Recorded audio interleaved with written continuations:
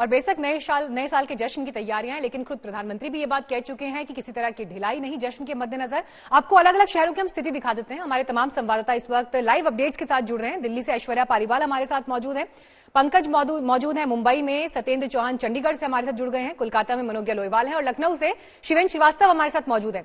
दिल्ली का रुख कर लेते हैं।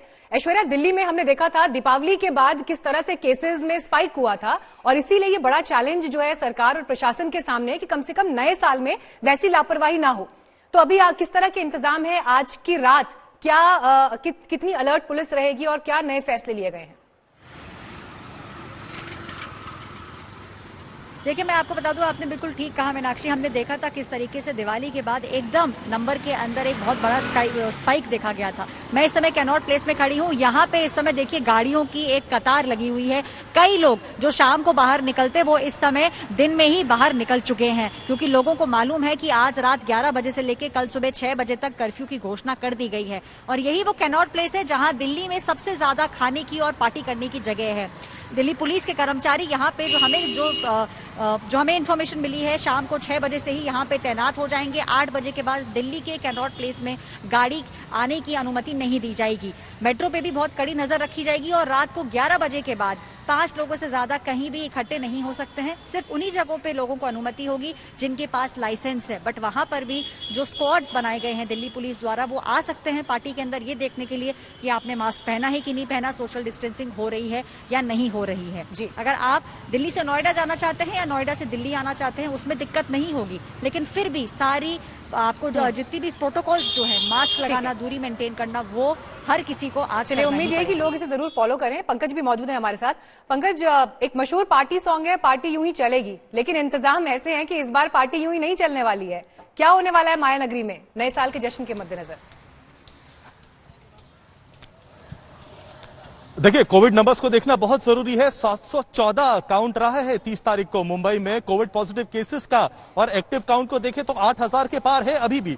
इसीलिए बृहन मुंबई म्युनिसिपल कॉर्पोरेशन ने कहा है कि वो ये सुनिश्चित करेगी कि रूल्स एंड रेगुलेशंस का कड़ाई से पालन किया जाए। इस वक्त मुंबई के प्रसिद्ध मरीन ड्राइव प्रोमेनाड पे हूं और हर साल नए साल के जश्न के लिए यहां पर हजारों लाखों की संख्या में भीड़ जमा होती है, लेकिन इस साल ऐसा कुछ भी नहीं होने वाला है। अगर आपने मास्क नहीं पहना है तो 200 रुपए का जुर्माना होगा। बीएमसी का कहना है कि वो अपने मार्शल्स की जो संख्या है वो डबल कर देगी। सोशल डिस्टेंसिंग के अगर आपने नियमों का पालन नहीं किया तो एपिडेमिक रूल्स के तहत भी आपके ऊपर कार्रवाई हो सकती है। 10:45 तक कम से कम आप यहां पर रहकर अपने दोस्त यारों के साथ रहकर घूम सकते हैं, लेकिन उसके बाद नाइट कर्फ्यू 11 बजे से लगा दिया जाएगा सुबह के 6 बजे तक।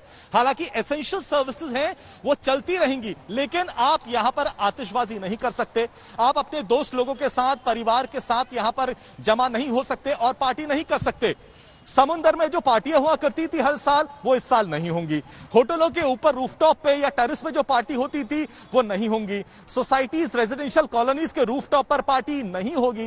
हालांकि बीएमसी ने कहा है हम आपके नए साल के जश्न में खलल नहीं डालना चाहते, इसलिए अगर आप घर के अंदर पार्टी करना चाहते हैं कर सकते हैं, लेकिन वहां भी सोशल डिस्टेंसिंग के नॉर्म्स का आपको पालन करना पड़ेगा। कुल मिलाकर ये सारे बीएमसी का कहना है जरूरी है ताकि हम सेफ रहें और नए साल का अच्छे से स्वागत कर सकें।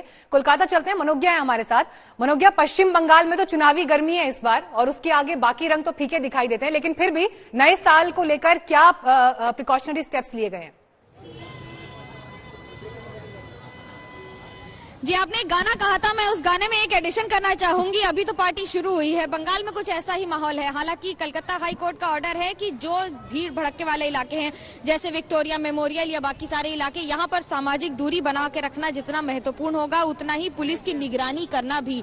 पुलिस की यहाँ पे अलग अलग जगह पर टुकड़ियां तैनात हैं और इनके साथ साथ चेक पॉइंट्स बनाए गए हैं। इन चेक पॉइंट्स के जरिए हर व्यक्ति को आने जाने वाले पर नजर रखी जाएगी। जो भी व्यक्ति विक्टोरिया के अंदर जाएगा उसे मास्क लगाना होगा। मास्क लगाना न सिर्फ अनिवार्य है बल्कि जो नहीं लगाकर आएगा उसे कोलकाता पुलिस की तरफ से मास्क दिया जाएगा।